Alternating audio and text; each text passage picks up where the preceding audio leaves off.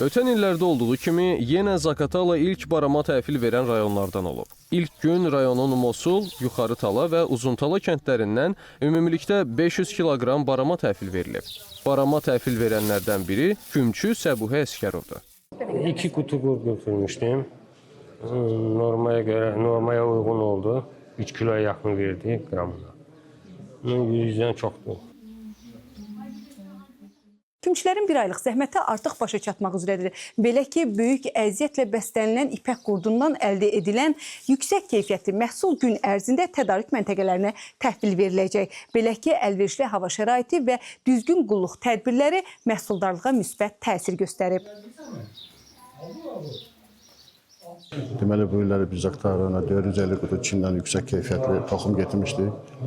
Havalar yağışlı keçməsinə baxmayaraq, çox qəşəng məhsulumuz oldu. Bol məhsulu gözləyirik. Planı da artıqlamasını yerinə yetirməyinə çalışırıq. İnşallah da verəsirik planı yerinə.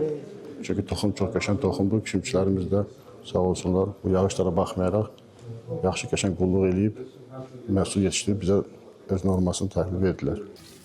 Yaş baramanın alış qiyməti isə hər kiloqram üçün 11 manatdır.